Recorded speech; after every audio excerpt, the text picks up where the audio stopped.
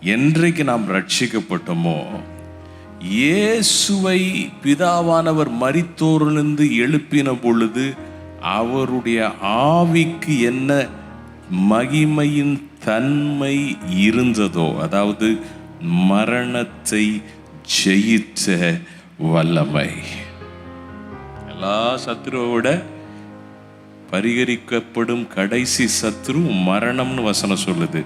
அதை ஜெயித்த the glorious spirit in a glorified body, அதுதான் இயேசுவின் உயிர்த்தெழுதல். சகலத்தையும் ஜெயித்தவராய் அவர் எழும்பினார். 3ஆம் நாளிலே மரித்தோரை விட்டு எழும்பினார். ஹல்லேலூயா.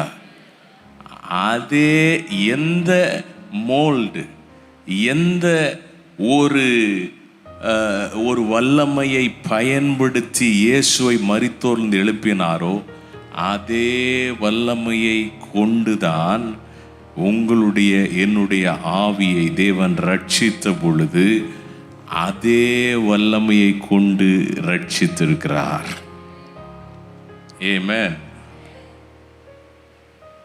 குமாரனுடைய சாயலுக்கு ஒப்பாய் இருப்பதற்கு நம்மை முன் குறித்திருக்கிறார். நம்மை இலக்காக வைத்து தன்னுடைய வல்லமையை அனுப்பி நம்முடைய ஆவியை கிறிஸ்துவின் சாயலுக்கு ஒப்பாய் இருப்பதற்கு நம்முடைய ஆவியை அவர் மரித்தோரிலிருந்து எழுப்பியிருக்கிறார். அதான் வசனம் சொல்றது இல்லையா? அக்கிரமங்களிலும் பாவங்களிலும் மரித்தவர்களாய் இருந்த நம்மை கிறிஸ்துவுடனே கூட உயிர்ப்பித்தார். ஆமென்.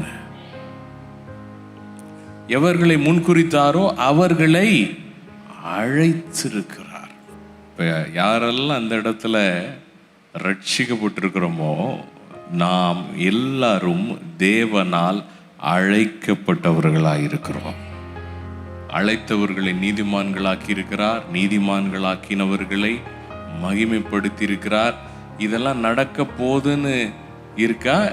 ஏற்கனவே தேவன் செய்திருக்கிறார் என்று இருக்கிறதா? தேவன் செய்திருக்கிறார். ஹல்லேலூயா.